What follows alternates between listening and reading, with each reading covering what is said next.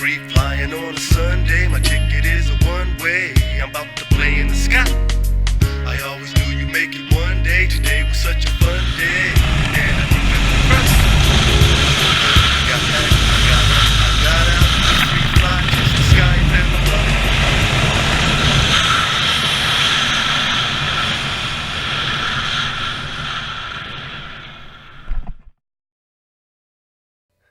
Yeah. Welcome back to WazzyCircus Radio, a show where I sit down with the most amazing people that I've met in over a decade of professional skydiving.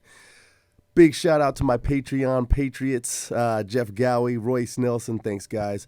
You can donate to WazzyCircus Radio, help me bring on more awesome guests, and help us drink more awesome whiskey. We got suits helping new flyers stay fly. If you guys need a comfortable, affordable, all-around tunnel skydive suit for your first couple hundred jumps, I got your back, son. Hit me up on Messenger. That's Waz Choudhry, Choudhry, with the shield with the WC on it. All right, I'm available for demos. If you guys need me, hit me up on Messenger. Super awesome. My guest today is a local artist and musician. He's a concert producer here in Austin, Texas. He has the in to all the shows, all the cool shows I've been to, from I don't know. What was that? Like, the first one was outside at a bunch of bars. Then another one was in, not a museum, but a whatever. Theater, some shit. Super crazy shows, all the cool artists in Austin. This is the town to be in for music, right? So we're trying to bring something to iFly. He's from the Sound Wizard podcast, where they make live music live on the show. Pretty rad. My guest today is True Lawton, local hero. Thank you, Waz. Musician, nice to be improv here. comic. Yeah, man. Welcome, dude. So we met through Allie Martin, friend of the show. Shout out to Allie, Sooth, Whoop, whoop. Sayer. Through Black Fret. Yep, a local nonprofit. A local nonprofit where you pay a monthly fee and you get awesome shows. Yeah, it's actually a really crazy concept where it's you pay X amount a year, and you get to vote on your favorite bands. So everyone pitches like, hey, I love this band, I saw this band, it's really cool. Everyone does that. The top 20 bands then are chosen to be dispersed across a bunch of shows throughout the year, and they're all private. Some of them you might have to buy drinks at or buy food around the corner. Some of them are lavish out in the hills, out in somebody's backyard overlooking, the hill country, and there's free food and free drinks. And it's just a wild idea where it brings a concert experience that people are looking for, kind of in a hidden way to those who are looking for it, which is kind of cool. Man, and it's private. It's super sweet. Yeah. It's like the perfect date night twice a month. Yeah, Like, totally. You're going out to see some awesome shows at a crazy different location. I think the location thing they got is the biggest part. Yeah. Because it could be just a club somewhere with awesome bands, but it's not. It's a bunch of clubs. Yeah, I did book shows for them at the Blanton Museum of Art, at this place called the Charles Johnson House, which is this like beautiful white house over next to Mopac off a highway, and MTV does their South by party there and stuff. It's this beautiful, crazy, huge Gothic mansion, and nice. And then we've had them at private clubs, we've had them at big, huge, all of the major clubs, Mohawk Emos, all of those places. Yeah. Maybe not emos, but maybe old emos. There was one, but it's really cool. It's a really cool idea. Basically, you want to go everywhere where music is supposed to be, which is kind of anywhere is the idea. So it's pretty rad. And that's through Great Wolf? Good Wolf Entertainment. I can't get that shit. Yeah. The company I work for is called Good Wolf Entertainment, and we do concert and event production. Basically, anything that is centered around live music, that's what we do. And some of my clients are Dell and Deloitte, and we've done some stuff for the WYMCA, and I think that's what it is. And Outdoor Voices is a client of mine, and I did a fun South by party for them this year where the band Midland played, and they had it was insane. There was 1,500 people there, and they held a run where everyone checked in, got into the complex. We had to check in 1,500 people, and then they had a run where they all ran like mile or two, I don't know, and then we had to check them back in like they were running a race. So we had to somehow figure out how to get security to pull people who weren't supposed to be there and like not create a problem. It's really weird, really wild. And then they had a concert. That was all part of my job that day. It was it's so weird. Like we want it to seem like a party. So like when they're coming back, everyone clapping, even the security. And if you see somebody pull them, like, yeah. No, come with me. Sorry. Like wristbands. Yeah, exactly. Shit. Oh man. Hey, have you seen who does the CODA stuff? The Circuit of the America concerts. All sorts of people. I think there's somebody internally, and then they have some vendors that they use. It's really weird. It's a venue that has people that run it, and then there's a venue that you can rent. So sometimes you see the stuff out there, and it's a rented venue. You know, like sometimes it's booked by the people in house. You know. So Kanye's show was out of this fucking world. Yeah. And they like built, you know, they had the giant screens, and they built this like fucking rock thing, and like So did he drag that with him, or is that locally provided? No, that drags with him. That's what the buses and vans and shit are for. Yeah, that kind of setup is insane to look at. You know, it is. I mean, it wouldn't surprise me if there wasn't like, I mean, 4 or 5, maybe 4 semi trucks, maybe more. I mean, it could be drastically more, you know, depending on what it really was. Right. But you know, I saw the last show I saw out there was like Breaking Benjamin, some like hard rock band that had this incredible huge setup in the background of their live stage, you know, and they had like 2 or 3 semi trucks and then a bunch of buses. I think each band had several buses, you know, and there's 4 bands on the bill, and they're traveling around the country. It's crazy. That's hard to host. It's crazy. Well, I mean, that's why it's at the Circuit of the Americas, right? Like, how do you fit 12 tour buses and that much production, you know, into a venue that holds enough people to pay for it, you know? And it's like, oh well. So how does a local musician compete with anything like that? They don't. They're not competing with that. You know what I mean? They're totally different arena. Yeah, they're on their way to that, I think, is the idea. You know, and it's not, there isn't a competition there, because if somebody's local favorite band and somebody's national favorite band was playing on the same day, it's just whoever they like more.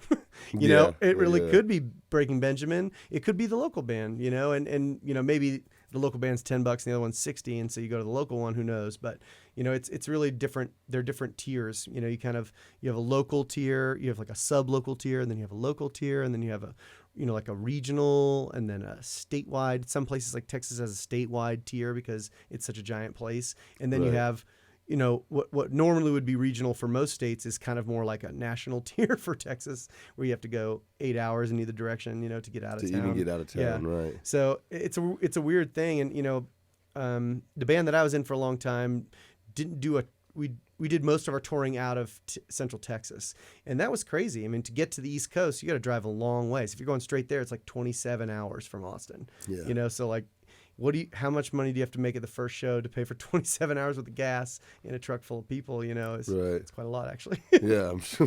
Room, board, food. Yeah. What's the biggest obstacles these artists are facing in town today? Probably time management.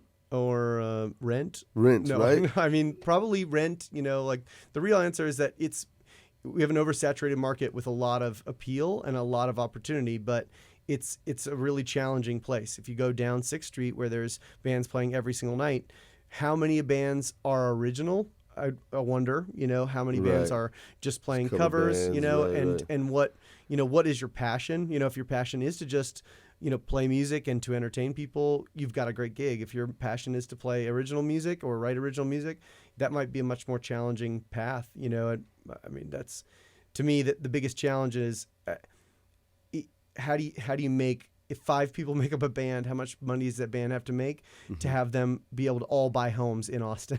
Right. That number is hilarious. Crazy. Yeah. Like, what's a gig pay on 6th? Friday night. I had no idea. A, my band never got paid for gigs on 6th. B, I've never thrown a ticketed event on 6th Street. So I've never actually had to pay the bands out of a ticket sale, right? Which is like like a split or something. I've only ever done private events, which is like a market value, because I represent bands that are kind of in more like the Texas regional sphere, so those are just like, you can get this band for this much money, and instead of what does a band make on 6th Street? I don't know. I have no idea. I would hope it'd be more than $500, $100 per member. I mean, right. I don't, what it should be is probably $2,000, but like how much money do you have to make at that bar to pay the band $2,000 and everyone else and Michelob Ultra, right. and their minions? Man. Crazy. It's a crazy ball of wax, especially in our city where there's so many musicians. So many musicians. I was saying, it's got to be hard. Yeah. When half the homeless guys are musicians sitting on the side of the road, right? They all got guitars and shit. Yeah, true. Yeah. Yeah. Like, fuck, what would you do in this town? I don't, there's a really wonderful document that the Music Commission, I think it's called. They did a big survey, and it is a bleak piece of work because it basically shows that it's like 90% of Austin's musicians have more than 2 jobs or something. Like, it's like, you know what I mean? Like, the thing that they're doing because it's their art and they love is so far down the spectrum, of what they do for their living, and some of that maybe doesn't matter to some people. For a lot of people it does. And, I think a lot of people who aren't in a music community would just say, like, go somewhere else, big fish. If you're the small fish, go somewhere and be the big fish, but that there's opportunity here. There's not opportunity in other places. Most of that is like the LA syndrome, where it's like, you move to LA to be a movie star from, Timbuktu, and you realize there's 20 other women in the waiting room for the thing from Timbuktu, and you know them, or you think you're going to be the college football star, and you work, and then you get to college tryouts, or and there's 1,000 other people with better scores than you and faster than you. It's a challenge because the country is so big. But I think I'm just rambling at this point. No, that's fine. No, I'm serious. Like, so it's a crazy problem, and there's actually a bunch of people who are really trying to solve that. There's a couple.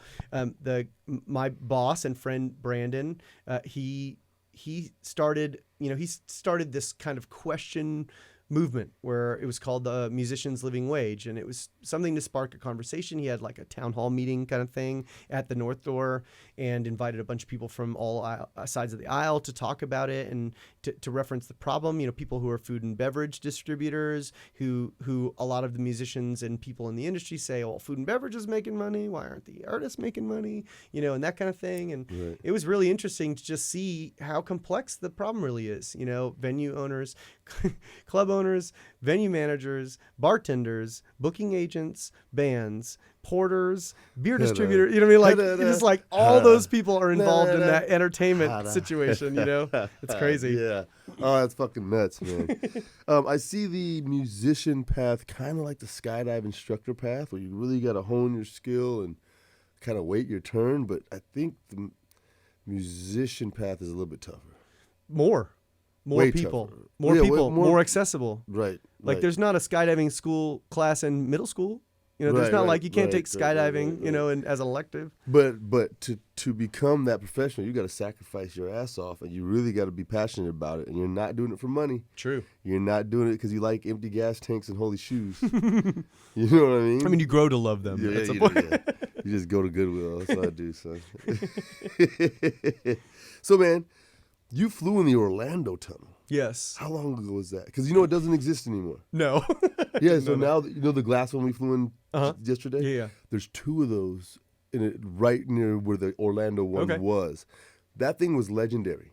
It was built after the moon lander. Yeah. It had had these my ancient. I think maybe I flew there when I was somewhere, but you'd have to look up when it was built, because whenever it was finished is sometime within the next 3 or 4 years. I definitely flew there. So you watched the Orlando tunnel get built. Yeah, and it was from the highway. It's like something that you see right off the highway. Every time you go to Grandma's house, like, oh, what the hell are they building over there? Right. And so, and of course, when I was definitely under the age of 14 or 16 when I flew in it, which meant that it was being built for at least a couple of years. And I remember all the time the kids, friends would be like, it's supposed to be a moon lander. It's like, people just creating reasons or ideas what it is, Pretty silly. I think we all thought it would just shoot you into the air, Yeah, everybody thinks that. Everybody still thinks that. Yeah, I tell people that. I tell people in the high flight, I'm like, look, you have an emergency parachute system on your back. So when you come out the top, just relax. If you had said that to me, I would have believed you, even though I know that you were like definitely in pal mode, right? Like, yeah. I would have been like, for real? Dude, I tell that to every class ever that I've ever taught. That's so great. Every time. You know what the guy said to me at the bottom when I was doing the fill out the thing? What did he say? I was like, I'm afraid to get on this scale. And he's like, nah, man, it's all good. You're good. I'm like, okay. I was like, what does it say? He goes, one at a time. And I was like, what? And he's like, oh, man, I was just joking. I was like, oh. Dude, all day. Got me so all good. Day. Hey, we scare the shit out of each other. Like, we'll wait around the corner for 10 minutes. We know you're coming. Right? You'll get your phone out and start texting like, all right, this motherfucker's coming out of the bathroom. Oh, my God. Our GM, everybody's in on it. That's They'll great. scare the shit out of you, dude. You have a plate full of food, you'll drop it. That's good. It's a good place, man. That's great. So, what a wild experience. Well, so you were like 14 when you flew. Yeah, I think so. So you don't even remember any of it. I remember what it looked like from the highway. I remember going in. I remember the person saying pretty much the same thing you did, just like, you're too stiff. You know? Like, don't do this with your legs. Don't kick your legs. You're not swimming, like those things. So that shit ain't changed. No, not at all. I was just like, I looked like the baby from the Nirvana CD. I was just like pedaling through the air. Like a Cocker Spaniel held over water. I think that you did put your arms back at one point, like you're on the fucking Titanic or some bullshit. Like, come on, man. Gosh. That wasn't in the video, No. son. We fucking just watched the goddamn. I was just trying to relax. I'm just trying to relax. You should see me in a spa. I'm like, why you have to touch me so much? Like, I'm just trying to relax. So what was the best part about that experience? relaxing. Finally relaxing. No, I did. You know, it's one of those things where, I just know that I knew that I was going to be super tight, and I had this. I've been going through this transition of working really hard and working physically a lot, and then not. I haven't been in the past 3 years, and it's every time I take a corner in some part of my life, I'm like, what is going on with my body, you know? And earlier that day, I was like trying to stretch, and I just sat there thinking like, this is a warning sign. I've got to, if I get out there and I'm just like a board flapping in the wind, I've got to do something about it. So my favorite part was not feeling like that. There was a moment, like kind of the third time we went out, where I finally kind of felt it a little bit, and part of that is I think I get wrapped up more in trying to understand how to do what you're saying, you know, than actually experiencing it, which I think you kept saying, like, you got to feel the air, man. Like, just feel, you gotta just chill, man. I let y'all know how that fucking experience went, son. I had this cat on the net, man. I was like, come on, man. You're an artist, dude. You should, like, fucking, like, you know, let go of fucking everything. I probably could have done it more successfully if you had put a guitar in my hand and then stuck me in there. I might have been able to like figure out how to use that more appropriately, maybe. I don't know. So what do you think it is that, why couldn't you let go at first? Have you ever seen a cat held over water? Yes. That's what I felt like. I was just like, why don't I know what to do? I don't know. I think it's just like you know, so I think I know what I'm doing. You know, I think I know what I'm doing, and then what happens is you know, you focus on one part. You know, for me, I'm trying to equate it to things that I know, and all of those things have been very I don't know, segmented movements. And so the second I started focusing on one element, another one would just start spasming uncontrollably. He means his fucking legs. Yeah, man. exactly. I don't know. I'm like, look at me. Hands here. His legs go. Like, stop your fucking legs, man. I really think I maybe they cut a tail off when I was born, because I feel like without something that's like doing this behind me, flapping around to tell what I'm thinking about, it happens to my extremities. Hey, man, they're putting comms in our helmets so we can speak to the students soon. That's dope. I don't know. That's awesome. I cuss and scream and insult everyone As a lot. As long as you have a button that you can press. Yeah, that's what I said. Yeah. There needs to be a... You motherfucker. Hey, dude, Yeah, straighten your legs. exactly. Goddamn fucking... Yeah, right, this is great. High five's awesome, you motherfucking... Straighten your motherfucking... I mean, the funny thing is that I think no matter how you feel when you're going in, I definitely felt like I was going to do it better than I did. Oh yeah, everybody. I got does. this. No I got problem. this Yeah. shit. It's He just like fuck. He's talking about relax. Yeah. I've dreamt about falling into pillows many times. I know what's up. I That's just exactly go what like you this. did, just like this. Oh, that was fucking fun. I want to do the real one.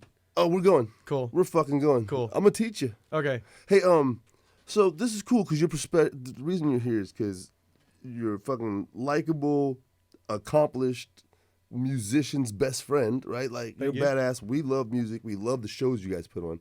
We went to that show the other night in the Domain. We had a fucking blast. They're Man. good. We've had Good. a lot of good shows lately that we've gone to. It's just I want to see your perspective of what we do. Skydivers? Skydivers, tunnel flyers.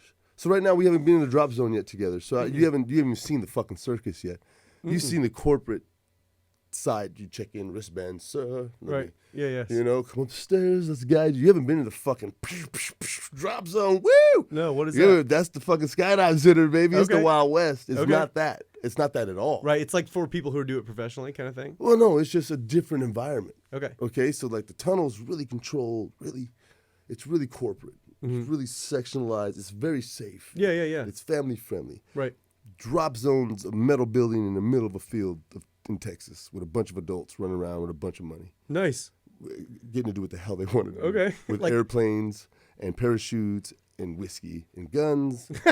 Yes. How do I go there? That's, Yes. pew, pew, Done. pew. That's what I'm Done. trying to tell Yeah, you. done. So you haven't been to the DZ yet. Okay, yeah, so cool. I can't wait to get your perspective. We got to do another show after we jump and you get into the community and see Okay. my friends. Done. Then I want to see what you think. Okay, done. Yeah. But they're just musicians that fly. All my friends are these eccentric weirdos, just like a musician, just like this drummer, you know, or this bass guitarist that fucking beat. These guys fly the skies as hard as they can, and in their regular lives, there's these weird dudes that they're a little off Yeah. because they're amazing at something else. Yeah. And the real world is just a little not cool. You know what I mean? Yes. Just like musicians. Like, Yes. So I can't wait for you to, you know. So, but beyond that, your perception of the tunnel. Still some cool shit going on. Oh, it was amazing. I mean, Right? it was amazing. The truth is that I know the people who are waiting, who I watch fly around playing the tag game. Well, like in between each, for those who didn't know what was going on, there was like I guess I would call them a professional. They were good enough to fly around like they were a Dragon Ball Z character and smack lighting things, and then I would go in there and Waz was like yelling at me not to stop, like air paddling, you know, like air butting my way around, and then we'd go back out, and then the next person would fly around like Superman, pew pew pew pew, and then I was like, and then they would let me go in. Everyone high fived me every time, like, yeah, man, glad you're here, and I was like, oh, you know, cool, thanks. If I could close them out of my mind for a minute, like, just I think That's so funny. the truth was, I think, as I said to you, you know, if I was in there for, you know, more time, Right. I wanted so badly to do what they were doing, you know, and really Yeah. was trying to figure it out, you know. This is fun. Let me explain to you who those guys are. Okay. If there's a such thing as upper echelon, you were in the tunnel with the upper echelon of all instructors. So we had our regional, Chris Reynolds and Nate Roth. Fucking Nate Roth. Dude, those motherfuckers were LeBron James and Kobe Bryant of the game right now. Cool. So what you saw them doing in the light game, we have we're a concept tunnel in Austin, so we have all the new high fucking cool technology and the lights and the fucking tag game and shit. So they're playing, it's called light speed. And they're playing it vertical, like head down, head up. Dude, they're going. That was nuts. Going it was nuts. Yeah. One guy was just cycloning around like arm, shoe, head, arm, shoe. It's crazy. Yeah. And then your first time, you're in there and you get to see that. Yeah. You know, that's a cool Yeah. contrast. Pug over water. Just like Oh, that's cool. So those guys, I think Chris Reynolds is number one. As one of the number ones. I don't know, guys. I might be wrong. And then Nate Roth and Mickey Nuttall. So iFly is promoted like these, not gods, that's a weird word to say, these kings of flying into these corporate positions to bring us other flyers up, it's a great really idea. cool. Yeah. Really fucking cool. And they were here. Nate Roth is taking over this region or whatever. So you actually got to be in the tunnel with a legend. He's in Arizona. That's cool. Right, and the other dude's out in New York. They're just here for that day, and you just That's happen crazy. to be in there That's with great. them. I'm glad. You're like, yeah, they're high-fiving me. Yeah, they're high-fiving you. Oh, that's cool. Shout out to the fucking team, man. You guys are kicking ass. Hey guys, listen to my podcast and I'll give you a shout out. Yeah. So first time you got in there, Mm-hmm. what was your thought process? Because you immediately tensed up, pushed your hands down, and grabbed the net. It's because I felt myself falling. So like the second I felt myself falling, I thought I needed to be like more rigid, Right. so that I could stay stable, But then obviously that kind of makes me very unstable. And so, are you looking at my? Yeah, you're like, I was just doing this. There's a video of like a pug swimming like this. That's what I felt like. It was so awesome, but guys. I think that's what it was. It was struggling for me to find a neutral place where, I think it's because the up and down thing was a head trip. With the other lateral movements, it was the up and down thing that was kind of challenging. And two, I don't know. I think I take in all the information at once several times, and then I start segmenting it into what I need to pay attention to. And those first couple times are always very spastic, So, but you did end up getting it. I did. I loved it. I loved it. I spent all of dinner today talking to my wife Melissa about it. I was just like, I felt silly because I could tell the people who I was with were professionals, but like I loved it. It was really fun, and I did. By the end of it, I was thinking, okay, I get it. Like I'm like kind of hooked on this now. Yeah. Well, you were turning forward, back, up, down, baby. You were flying, right? I did. I think I could have just spun on the bottom, like for like 20 minutes. I think I would have just been like, woo, woo. It was so much fun. It is fucking fun, isn't it? What cracked up Melissa the most is I was like, when I got out one of the times, he was like, yeah, you're a little too stiff. He keeps having to turn it down because you're just like, you're starting to try to take off, like you got to chill out. And I was like, oh, man. Shucks. I don't know what that means, but I feel like maybe I should. I just pictured a board like this. A board. Yeah. You were a board. You were bored, but you figured it out, man. It's one of those things that I always envisioned myself doing in my life, but have always been a little too afraid to actually move it forward. That play marker is on step 1 still. I'm like, research. I'll come back to that. Like, right. But now that you've done it, what would you tell people? Oh, I want to do it. I want to do the real one, and I would say I would do it. Everyone should do it. Everyone should do it like 3-4 times. Just to like, I mean, shit. You're floating. It's like not in the water. You're like flying. Yeah, like that's crazy. I mean, you should do that once, right? Floating would just be sitting there. You're turning, going forward, back, up, down. That's more maneuverability, bro. That's very true. It's very true. That's flying. That's true. Yeah, flying. So, you started getting it. Mm-hmm. We even turned points. Grab hands, 360, pow. Open accordion, start. Is that what we were doing? Yeah, that was what it was. Right. What did you think of the high flight? That was awesome. That was amazing. I unfortunately my hair had gotten loose from my thing, so wherever you grabbed was like, I felt like I was like. Oh really? Did I have your hair? Yeah. But I was still. It was hilarious because in the moment I was like, I think he's gonna. If I tell him about this, he's gonna feel bad about it. But I'm like, this is still pretty sweet because I was like, fuck it. It's awesome. I thought it was great. Oh, that's terrible because I ripped you the fuck up, dude. It's all good. I spun his ass up, son. It's all good. I was just like, head up. Oh, I get it now. I got in trouble for it too. Hey, check this out. Really? Yeah, because the fucking examiners were in there, and like you're my friend, so I was on this weird balance of I couldn't go higher than the ring because they're there. Right. But I could spin you fast. But then I went vertical with my legs, so they're like, "Oh, I saw you trick fly." I got called out today in the safety meeting. You were trick flying with the flyer. God, that's my fault in front of the fucking principal. I put out my fucking slingshot in front of the principal's son and got caught for that shit. Oh man, sorry. So the Sound Wizard podcast. Yeah. So you guys have the musicians come on and you just play live music. So it's a crazy. The reason I came up with the podcast is that I didn't know what to do next with music, and I realized that I needed to do something, but I don't think I wanted to be in a band At least not right away. Not you know. What did you play? I play guitar, mostly play guitar. But you play everything. I can fake it on many things. Awesome. I can fake the hell out of some drums. Mm-hmm. I can fake a flute like that. Nice. Like, Dude, that's pretty good. I can play. That was a piccolo by your. Sorry. So, I played keys in a band for a while. I took piano lessons for a hot minute. I took guitar lessons for a hot minute. Uh-huh. I played bass in a couple projects. What's your favorite guitar to play? I have a sordid relationship with guitars. I have a guitar that I bought when I was 10 years old that I have left. I left on several different occasions on park benches in New York City in different times in my life. One time it was gone for a week and a half and a homeless guy took it. And we found the homeless guy and coaxed him into giving it back.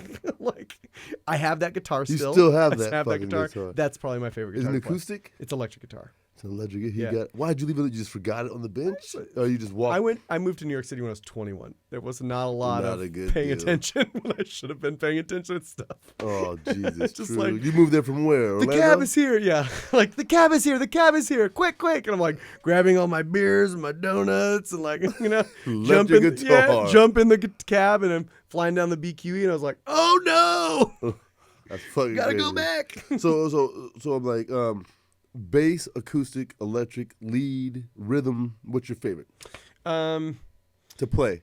I guess lead electric guitar. What's your favorite to listen to? All of it.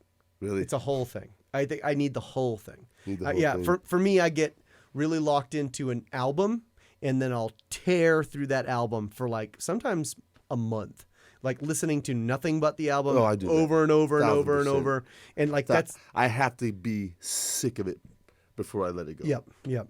And so that's where in that capacity, there are certainly some guitar players that I absolutely love, you know, and Name some 'em. Drop them. Well, I don't think I know their names, but Okay. one of the first guitar, like badass guitar records that I really went nuts over was Blood Mountain by a band called Mastodon. Okay. And it's just like the thing drives at 120 miles an hour. It is so nutty. It's all pentatonic. It's all like heavy blues rock sounding, and it's insane. It's insane sounding, but it's really cool. That was something that I heard it when I was probably 17 or so, maybe somewhere between 17 and 18. How old are you? I'm 33. 33. Oh, you're young. Yeah. Shit. Thank you. That's awesome. Yeah. Pentatonic. Pentatonic, yeah. What is it? That's 5 something. Yep. Five note gin and scale. tonics? Oh. Yes. I'm down with the pentatonic, son. It's a 5-note scale that comprises most of rock and roll's origins. So Okay. it's like the blues. The scale blues scale is is a pentatonic scale. yeah, and there's variations. It's like that's kind of a simple version of the scale, but it's the root of it. So Mastodon. Mastodon. Is that like fucking death metal or something? That's Sounds awesome. like it. Yeah, it's totally awesome. Shout out to Andrew Kenichi. Fucking leading Westchester. I fly Westchester, New York. He's a death metal motherfucker, Yeah? dude. Oh, yeah. He definitely. I mean, depends. Look. So what's his name? Andrew Kenichi. Hey Andrew, I don't know like what side you're on with the death metal thing. I've got a good friend who's in Inner Arma, so if you are a death metal guy and you don't know about Inner Arma, check them out. If you do, holler at your boys, they're rad. Right on, But you right definitely on. know about Mastodon's Blood Mountain record. For probably him, if he's does. really on the He is. serious death He's metal deep, side, dude. he'll be like that big baby, like Mastodon, you know. But Right. Mastodon. give me some cattle decapitation or get out of my face, you know. That's Right. yeah, but That's death metal. yeah, Right on. exactly. Fucking rad. Favorite band you've seen? Because you fucking host 20 bands a year just with Black Fred. And then with Good Wolf. Oh my God. Nailing it. You do the other production. So you must be going 30, 40 bands a year. Well, listen, if there's 3 people in each band, it's 120 fucking musicians that you got to pay, take care of, listen to the everything, set up, take down. Let's see. I would say I went to the best New Year's Eve party a couple of years ago. I think it was 2017 or 18. 2017? It was that good. It's 2017, I think. And it was this giant show at Empire Control Room, and I watched this band called Trouble in the Streets. They played right over the midnight hour, and they had to be stopped in like mid song. They had to like stop them, like hey, hey, Countdown. And you watched how like kind of upset the band got for a second until they realized, oh right, it's midnight. Fucking Like it's reason. midnight. And then they all like everyone went wow and went nuts, and then they just dropped right back into it, and the place went absolutely crazy. Yeah, what? Fucking Dude, go. Me, Boom. me Oh, and, awesome. oh man, Awesome. me and Melissa were sitting next to the sound booth, and the place, it was one of those moments where the place had this sea thing that was going on, and we were sitting right in the back of it, and I was like, this shit is crazy. Oh my gosh. That was awesome. That was really one of the coolest shows, and it just because it's really hard to lock everyone into an energy and take them on a journey, and that band does it every time, in my opinion, you know. And So we're going to try to have Trouble in the Streets on the show. We're going to give them a live set, let them rip it up in Studio 2. hell yeah. Pretty sick. They just released an EP, and in that EP they have like this amazing kind of anthemic song. They have this like weird kind of like harder, grittier song, and then you hear them do kind of one of the most incredible what the hell is that song called? Stay with me, ba-da-ba. Yeah, Pure yeah. Imagination. Yeah. It's one of the most incredible covers of Pure Oh, Imagination. no way. And the thing blows my mind. That's one of my favorite fucking Dude, songs. listen Gene to Wilder. hers, listen to Nettie sing it, and it blows your mind. Can we buy it? Yeah. Go to their SoundCloud, and the money goes straight to them. All right, SoundCloud, Trouble in the Streets. Trouble in the Streets. They won 2018's Best New Band, and they were also a Black Fret nominee. So. I'm going to introduce you motherfuckers to the motherfucking Trouble in the Streets in like 2 weeks, son. It's going to be dope. I'm excited. They're man. awesome. We booked them for, we did a bunch of these long center lawn shows on Friday nights during the summer, where we brought in bands and put a huge stage on the long center lawn out, and it overlooks the whole city. It's beautiful. Right. And one of the bands that closed one of the nights was Trouble in the Streets. And I have these crazy photos of them where the whole city skyline is blowing up behind them, and they're like rocking it. And it's crazy. It's so much fun. So dope. They're really dude. cool. Great local band. Great. What other local bands have you? So we're a big Shy Beast fan. Yes, Shy Beast Check is out awesome. Shy Beast. Yes, She is fucking amazing. they're awesome. I love them. Swells. Have you ever heard of Swells? Swells. No. You should check out So Swells. Swimming with Bears. Swimming with Bears is Swimming amazing. with Bears. His voice is fucking great, man, Yep. and it's getting me. Yeah. I like at first I was like, what's going on? But today I heard the song at the tunnel. I have it sync. I have an iPod in my helmet, so I can like do. While we were rolling? So So I've got them in there now, and when it came on, I was getting the tunnel like fuck yeah. Yes! And I got it. Yeah, it was dope. It was shiver and cry. Yes, it's so that awesome. shit is dope. It's so son. good. Holler. We rise. It's awesome. We fall. So I'm gonna try to have them on the show. So You should. what I'm I trying hope to do you in the have a both of future, guys, is I'm gonna take local bands skydiving, and we're gonna talk about the experience like me and True just did, and they're gonna be on the show, and I'm gonna give them a set in another studio, and we're gonna have live music on WazzyCircus Radio. Please donate to Patreon because I gotta pay these fucking guys, and I ain't got no loot. I'm a tunnel instructor, and if y'all don't tip, son, I can't pay. That's the goddamn truth. All right, so. What is your perception right now of skydiving? Because you haven't done it yet, and we're about to do a Friday freak out, which is a little crazy. You got to see a glimpse of it. I'm and already shit. freaking out about that. Yeah. But you're not going to do that because at Learn to Skydive Austin, we'll do an hour of tunnel time before your first skydive. Okay, cool. Or I won't jump with you. Oh, cool. 'Cause I don't feel like- that's great. That's Right, amazing. Yeah, That makes me really happy. You'll be super comfortable before we get out of the plane. Then all you have to worry about is landing the parachute. Okay, cool. The video we're going to watch, I guarantee that dude had 0 tunnel time. Really? Well, yeah, fucking nobody does. Why? I didn't either. Oh, right. Okay. Dude, I didn't have tunnel time until I had 400 jumps. Oh, right. That makes sense. Because don't listen, back in the day, there was Right, only there was 5 no wind tunnels. tunnels. Yeah, you're right. Now they're everywhere, but that wasn't like that. Right. So for me to get tunnel time, I ended up being at Skydive Dallas, and the old Skyventure crew from Colorado would come through on a boogie tour, and they would sell tunnel time, and then we would drive up there in a Suburban, like 7 of us, drive up all night, ski in the morning, go do our tunnel time at night, and it was only like 10, 15 minutes each. We would drive 14 hours Oh, my God. for the time you flew. Because you Whoa. did like 6, right? Right. So 4 more minutes than that, we would drive across the country just to get that little bit. And what a jump is like? How long?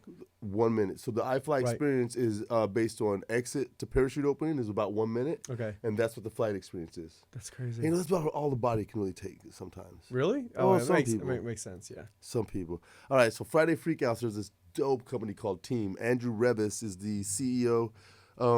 He compiles all kind of cool skydiving videos, base jumping videos, cool shit, cool stickers, cool shirts. He supports the podcast, or he lets me do this without complaining, right? So these are learning possibilities from the skydive community. I just think they're fucking hilarious sometimes. I'm not to being a dick. I'm a dick. Whatever. It's complacency. Yeah. That was my time management joke about musicians. What? You were like, what do they have the biggest problem? I was like, time management. Time management, right? Yeah, complacency. Yeah. It's egos sometimes. They're kind of like that. I know what I'm gonna do. Fuck it, I'm getting in here, right? I'm gonna go skydiving. Your chest strap's undone. You don't have an altimeter on. You know, you're trying to be cool in front of your friends. I don't know. A lot of times it's silly mistakes because there's a lot of safe skydivers. In fact, 98% of us are fucking super safe. Right. So I laugh at these assholes because it's like, dude, it's not everybody doing that shit. Because the same day this happened, there's probably in the country 8,000 skydives done that day that went fine. Yeah. 10,000 that day that went fine. Yeah. Right? And this guy, fucking this guy. So if you're ever thinking about like skydiving, you're like, oh, my chute won't work. You're not that special. It's an ego thing. It's not you, man. You're going to go land and get the fuck out of there. You're not that special. People think they're so special that it's the end of the world that day that I do this. No, it's not, man. Go skydive. Get your giggle on. Fucking go to lunch. Drink a beer. Like, live your life a little bit, son. All right. I'm off the fucking pedestal. Jackie's not smiling at all on that rant. All right. Friday Freak Out. The team. Join the team. JoinTheTeam.com. Get some stickers, son. I got stickers. Hey, sign up on Patreon. I'll send you some team stickers, son. What are you doing? Why are you upside down? What? So you got to run me down on what's going on here. So here we go. I don't fucking. I can see it. It's all right. good. So up, down, arch. You leave the plane. You're supposed to get your hips forward like you're going down the net. Okay. Yep. Remember when you're flying to come down? Yep. If you don't, you roll up. Remember how when your butt was up? Yeah. Right. So they're having a problem with that. The instructor let go on the other side. So there's 2 instructors. That's a practice touch. When they're doing it, they're dropping their shoulder and pushing their hip out. Listen, it's scary. Mm-hmm. We're in the tunnel. You couldn't get this shit right. He's falling through the fucking sky, right? So it's not easy, man. So you see that big orange thing right there? Oh, this is old school. This is an old-ass video. That's a ripcord. They're still going to let him go, which is fine. His body position is good. There's 2 instructors. Keep your legs straight. Here's the thing is, oh, fuck, man, legs. Oh, you're on your back. Don't sit fly. Dear. Oh, dear. Okay. Oh, my God. AFF gone wrong. Dude just panics.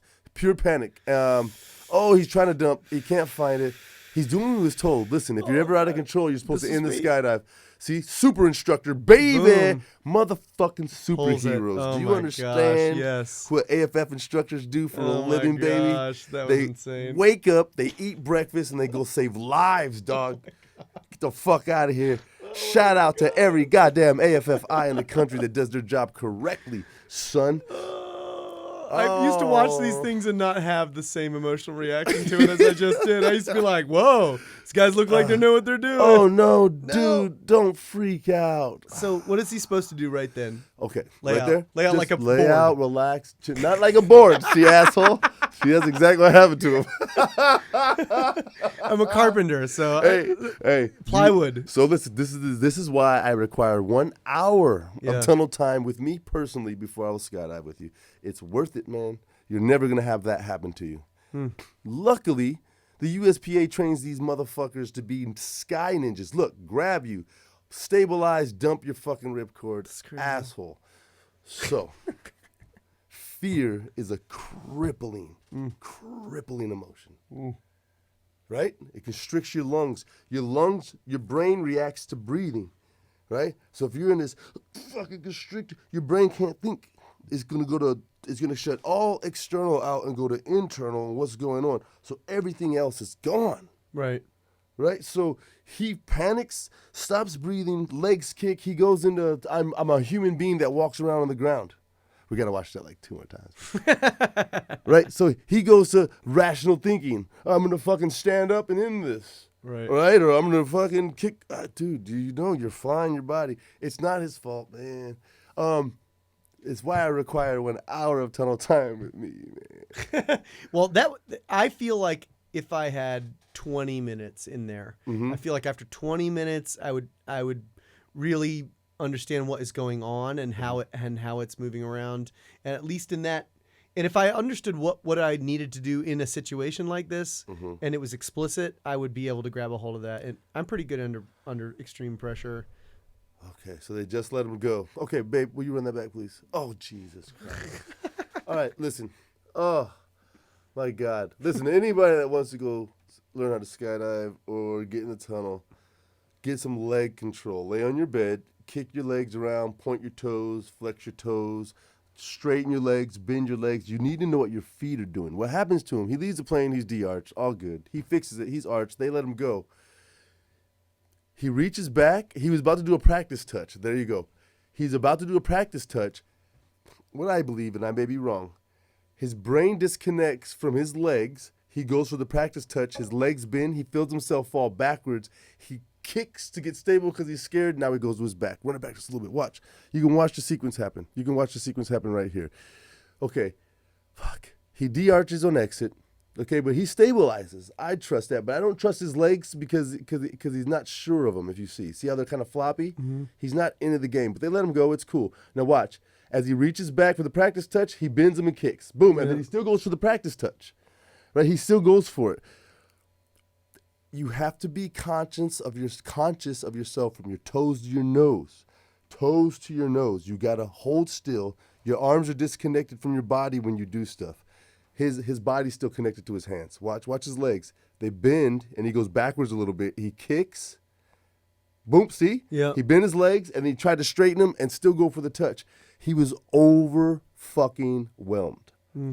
It wasn't compartmentalized. It should be, okay, arch, legs, relax, reach, touch, right? He was like, he just disconnected, man. And so now he kicks, guys. He's going to his back.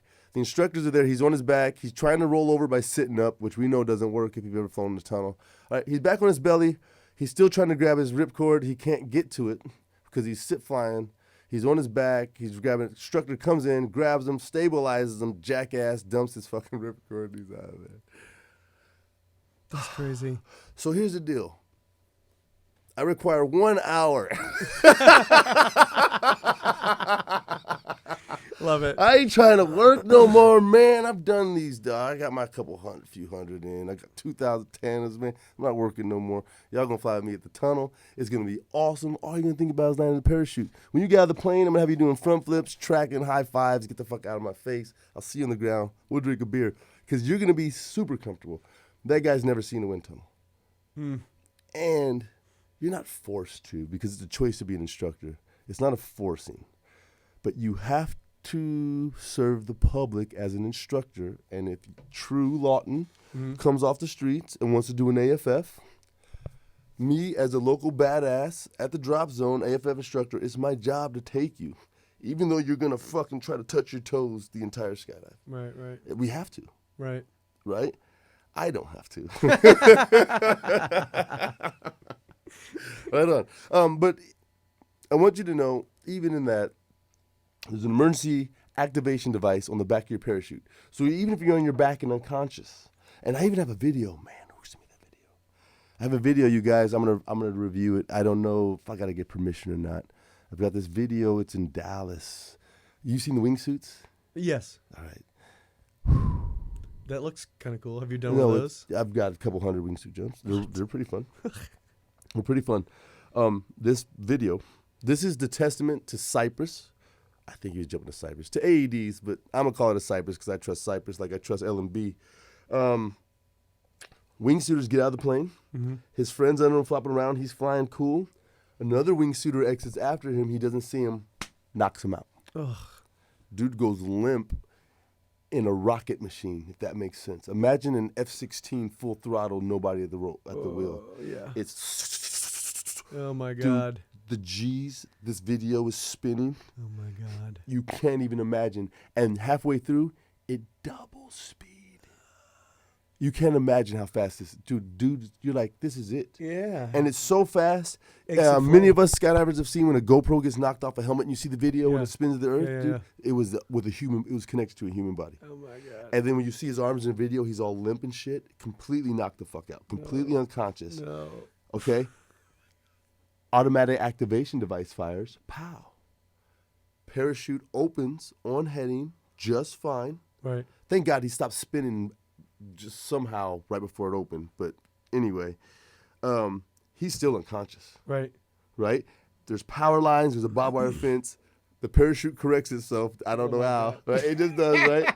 He wakes up about 20 feet off the ground. He gets his hands this high, and it just hits the ground. Oh my gosh. And he lays there, and then he sits up, uninjured.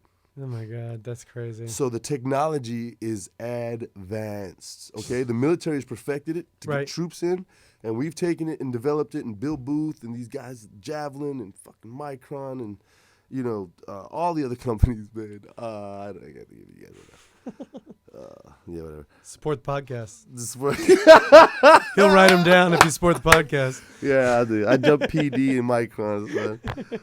But, the safety features are like all the airbags, analog brakes, fucking Right. GPS. We got it. That's so we got cool. it. So you're not going to kill yourself skydiving Cool. on purpose. Right. That's good. Cool.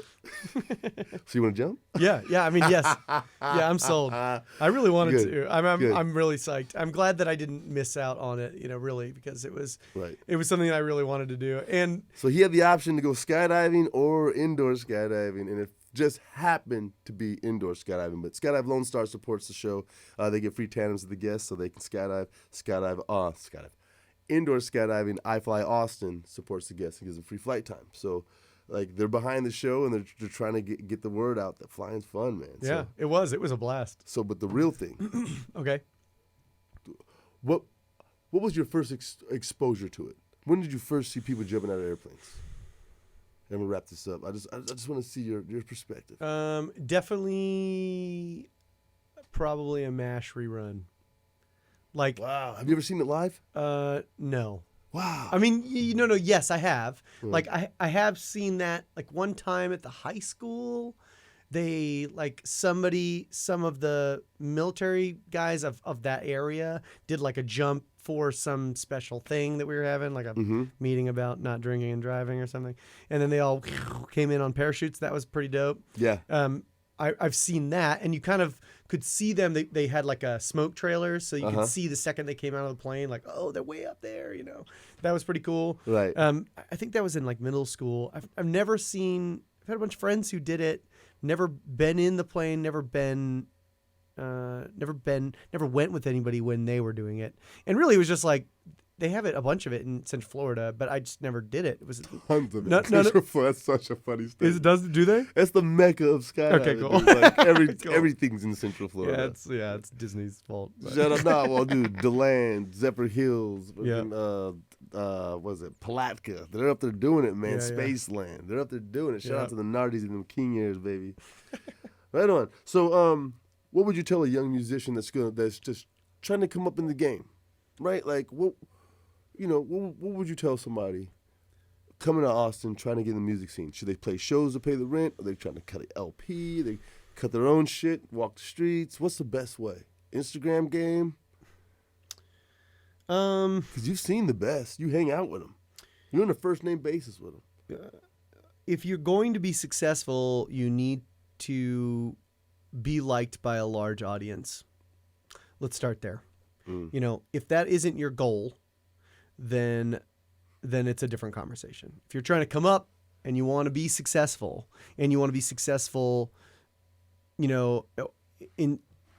I'll say if you want to be successful or you want to be artistic, it's really challenging to make those two things come together. There's a guy here in town that his name is Mobley, and Mobley played the other night, didn't he? Yeah, he's amazing, and that was a good show. He's awesome. He's somebody that I've watched for years, kind of choose a path through that middle ground of being successful with his product and being artistic with his creation, and that's very challenging to do. What I saw him do was really write art from the heart make sure that it was a quality product that nobody could call anything other than quality, and then hustled it in the right ways, like found where the people were that might like his stuff and made sure that they understood who he was, and created live shows that were memorable experiences. Yes. You know, it's one thing you can write great music, but it's really hard to get people to experience great music. You know, so a lot of that is why I'm in the job, is that there's tons of reasons why great bands don't ever have people experience their music in a great way, because the sound guy's wife kicked him in the shin, or right, yeah. you know what I mean, like many elements, so many things that could go wrong, or just like a cord went out in the middle of the thing. We played a show during South by one time where the sound guy from the bar next door came over and took the power cable that was plugging in my amp and the bass player's amp, and when he was walking away, I was like, yo, and he's like, they borrowed it from me, and then just left the venue, and half of the stage had no power.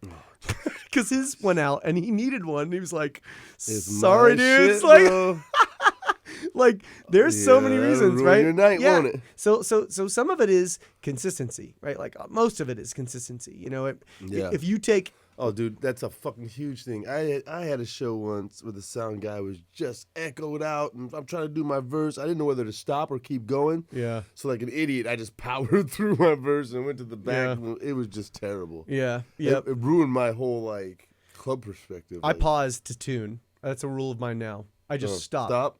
I just stopped. We did a live taping. That makes sense. We did a live taping at the North Tower. Nobody can be friends. In music, one person makes everyone sound bad. So when I was listening to the recording of that, we did a live taping, and I invited all the musicians in right before we went to play, so that they had no way of knowing what was going on, what the music was going to be like, or when they were going to be playing during the episode. So it was just like, all right, bass player Drew, now you're coming on stage. And he just walked on stage, plugged his stuff in, and started playing, right? And probably because he was nervous, because I just had dragged him up on stage in front of everyone. But and when we started going into the jam, I'm trying to figure out where he's going, and I can't find him. And then I finally go, he's out of tune. And there's nothing I can do to play my instrument in a way that will match whatever he's out of tune in. Right. There's nothing. Why didn't he catch it? Because it was just him and the drummer. There was no other music to reference. So the drummer came in, bass player came in, and then I came in. So the bass and the drums are playing along. Drums don't have a tone, right? Like it's not like there's another, like the drums are playing an E and the bass is playing an E. One of them sounds bad. So when I came in, I could tell everything I was playing sounded terrible, and I was like, I know I'm in tune. I just tuned, because I'm nervous. I'm the one running the show, And then I thought to myself, oh, he's out of tune. He's got a tune. So I said, hey, like, we got to stop. Like, this is real talk. Like, guys, like, we can't, you have to tune. We have to tune. Sorry, everybody. And you just ran it again. Yeah. It's, I mean, like. No big deal, because you got editing. Yeah. And you know what? When you are paying attention to the guest's experience and you reference that, it makes it a lot easier. When I said he's got a tune because this all wouldn't sound good if he didn't, and it's not on him, it just means like you guys wouldn't have a good time. So while he's doing that, I'm going to move forward with this guy. We're going to do it this way. It's and I think too, and even if it's much as like an open mic, like you got to believe somebody else is thinking the same thing, right? Somebody out there is going like, why does this sound like fucking weird, like children's commercial, or like weird a psychedelic record, or whatever the problem is, and you just go like, hey, can we solve the problem, guys, like please, so we can listen to my art the way I intended. So you guys do private music events. How would somebody find out about that? Because that's pretty posh. People are dressed up. It's really nice. Yeah, it's really nice. Well, anybody can be a Black Fret member, right? If you want to go test that out here in Austin. They actually just started another one in Seattle. Okay. So the second official chapter is in Seattle. And anybody can be a member, and they would greatly appreciate membership, and it's an amazing thing. Last year, the last event I did of the year in 2018 was a show at the ACL Moody Theater for 2,000 people, and it was 15 bands played an award ceremony there, and we had 2 stages set up, and it was amazing. And that's just one of the events you get to go to as a member. You get free tickets to that event, and your friends can buy tickets for like $50, which is pretty baller, because it's a crazy ordeal, right? But anybody can go do that, and our company produces all of those events. But I mostly do corporate and private events, which is like, you kind of have to be part of that to know about it, But, the cool thing about Austin is there is so much music going on, and there are so many people that are doing DIY things, and, Well, what's the best way to find out about all that? Because we do 512. Do 512 is good. Do512.com. I'm old school. Pick a day, go to the Omelet Tree, and look at the Chronicle. And go to the back of it. Omelet Tree. Yeah, it's a restaurant that serves delicious omelets. And just go there and you open the Chronicle and you go to the back and it has every venue. And you just go like, that's a cool band name. What is that? And then you look it up and you go, that's not my band. That's weird. That's okay, weird no. Okay. And then you go and you're like, all right. Kitty Circus, Pyro. Okay, that's not my band either. Cool. Like DJ Wiltbread. Okay, that's actually pretty cool. I'm into that. So that's what I do. But I also, for me, the Omelet Tree. I'm starving now. Oh man, the Omelet Tree's the shit. That's a whole nother part of my life that. Dude, we should go to Lazarus. Do we have time to go to Lazarus tonight, Mom? Just like. Yeah. Hey, Lazarus is the shit. Have you been to Lazarus Rising? It's fucking dope. It's right here, man. It's as if a coffee shop opened a brewery inside of it in the bar. Really cool balance of eccentric, arty, but there's a fucking brewery. Cool. It's right over here on the. Yes, we're going. Nice. You got a minute? Yeah, done. Yeah. Sweet. So before we get out of here, don't tell my wife. She's gonna see the show. Hey, it's super important. Last thing I'd like to talk about, because I love this shit. Kids in a New Groove. Yeah. Yeah. Yeah, they're amazing. Yo, so what is it? What is Kids in a New Groove? So I do two things with Kids in a New Groove. The first one is they are a nonprofit here in Central Texas that provides instruments and lessons for children in the foster care program. And, it's a free service. I have been a mentor with them for. You want your heart to melt, people? Listen. Yeah, it's amazing thing. I've been a mentor with them for more than 2 years. I've had 2 students. One of which is on the 24th of this month, he turns 18 and goes out into the wild, which is from the foster system. From the foster care system, which is I've been helping him to get his driver's license. I have let him drive my own car, which is insane. That's dope. It's crazy. Fucking local hero. He ain't touching my shit. I picked him up from high school in my El Camino, and it was like over. That was like the day where he was like, "True's my man." Like, I was like, "So glad you think this is cool, dude." Yeah. Don't know if your friends do. You got an El Camino for real? Like a real El Camino, the car with the fucking tailgate, with the mullet. Yeah. The car with the mullet. What year is that fucking It's thing? an 85. Holy shit, it still runs? Yeah, Is it here? There's an amazing, I didn't bring it with me, but there's an amazing video from the Sound Wizard podcast when I was trying to release the live taping event. We did a teaser commercial where we used the El Camino and we dressed up like wizards and jammed in the back of the El Camino and made this ludicrous video. It's really funny, but you can find that probably on our website or somewhere. Instagram, most likely. What is your Instagram handle? The Sound Wizard podcast. Sound Wizard podcast. Sound Wizard podcast. I should know that. It's hold on. Let me do it because you got an El Camino. I got an El Camino. It's pretty dope. Let's see. It says the funny. Sound Wizard podcast. That's all funny, one word. dude. There's this dude that used to have this dope dealer back in Arizona. That used to have like 3 tricked out El Caminos. That's all he wanted. It's pretty dope. They're pretty dope. He like this Mexican dude from like Sinaloa or some bullshit, and that's all he wanted was like, and he had them like El Caminos. You want to hear the best part about my El Camino? I bought an old American flag from a garage sale, and I magneted it to the top, to the hood of it, like the top of it. And the thing doesn't go very fast, like 55, and you're pretty much afraid for your life. But at 35, between 32 and 35, the flag goes from down to waving in the wind. And at 35, blowing down Burnett is that El Camino with the American flag waving behind it. The thing is great. I showed it to my father-in-law, and he goes, awesome. He's straight up. First time they came into Austin before I got married and stuff. I was like, are you a car guy? And he's like, I mean, yeah, sure, whatever. I'm a guy, And I was like, that I have an El Camino, right? He's like, no.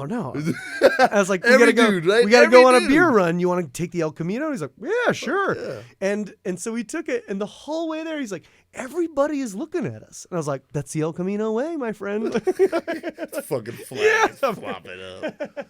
Oh, that's amazing. Right on. Pretty silly. Hey guys, WazzyCircus Radio, patreon.com/WazzyCircus Radio. If you guys need suits, hit me up at Waz Choudhry on Messenger. If you want to fly with me, call iFly Austin, 512-774-4359. Ask for private coaching. I got your back, son. I can do any level, and I'd love to fly with you. I really like flying with kids. They're way cooler than adults. Other than that, learn to skydive. It'll change your life. It saved mine. Keep your head on a swivel and hook that shit, baby. I'll see you guys next week, hopefully with some live music. Pow. True Lawton. Whoop, whoop. Whoop, whoop. Motherfucker. Sound of the police. We did it, son. That was awesome. Isn't that fun? Yeah, that was wonderful. Thank you. Good. Yeah, let's go!